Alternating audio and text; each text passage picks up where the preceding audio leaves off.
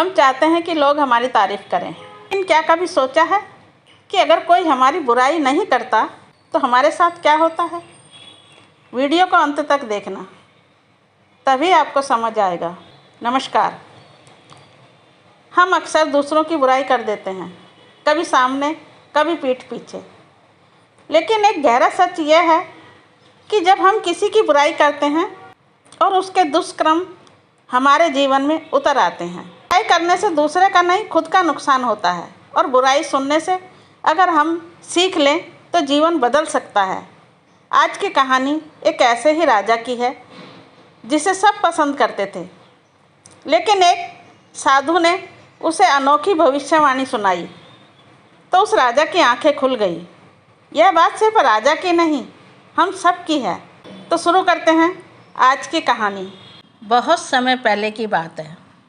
एक राज्य था, सुंदर, समृद्ध और शांत। उस राज्य का राजा न्यायप्रिय था, इतना कि प्रजा उसे देवता समान मानती थी। उसके दरबार में कोई भी उसकी बुराई करने की हिम्मत नहीं करता था, और सच तो यह था कि किसी को कोई शिकायत भी नहीं थी। पूरा राज्य खुशहाल था और राजा को भी इस बात पर गर्व था। एक दिन राज्य में दूर देश से एक बाबा आए। उस साधु महात्मा के बारे में कहा जाता था कि वह बाबा सच्ची भविष्यवाणी करते थे। मृत्यु के बाद के जीवन तक की बातें बता देते थे। जब राजा को यह पता चला तो उसने तुरंत बाबा को अपने दरबार में बुलाया। राजा ने साधु महात्मा से पूछा, आप मेरे बारे में बताइए, मेरे मरने के बाद मुझे क्या मिलेगा और मेरा भाग्य क्या होगा? साधु ने मुस्कुराकर कहा, राजन, आंखें बंद कीजिए और जो दिखे वह मुझे बताइए। राजा ने आंखें बंद की और धीरे से कहा, मैं एक अंधेरी कोठरी के सामने खड़ा हूँ, पर उसका दरवाज़ा बंद है। साधु बोले, राजन, उसे खोलो। राजा ने कोशिश की, लेकिन दरवाज़ा थोड़ा ही खुला, पूरा खुल नहीं पाया।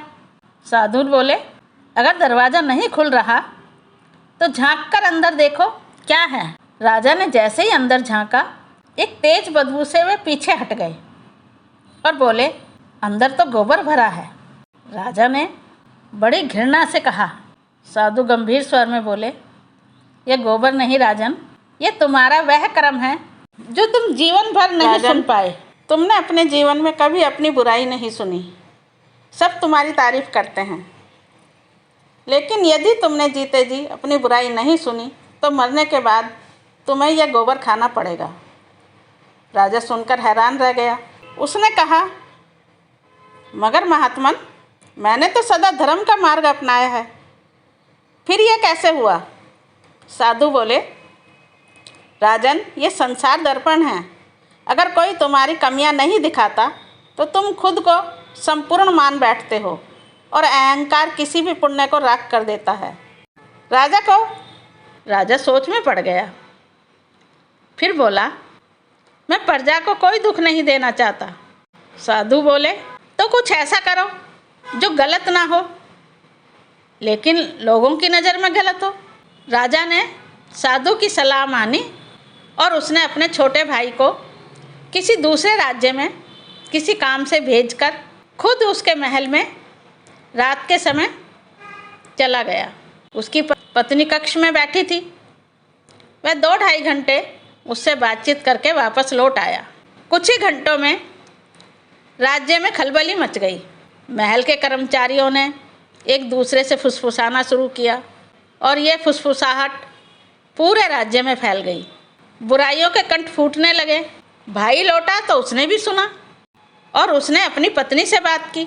उसकी पत्नी ने कहा, तुमने गलत सुना है, उन्होंने मुझे अपनी बेटी माना है और वह स्नेह से मेरे सिर पर हाथ रखकर बात की, एक पिता बन के व्यवहार किया।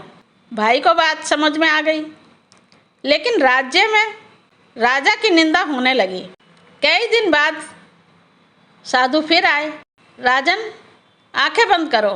राजा ने आंखें बंद की और कहा, अब भी वही कोठरी है, अब कोठरी का दरवाज़ा खुल रहा है और अंदर कुछ भी नहीं है सिवाय एक कोने में थोड़ा सा गोबर।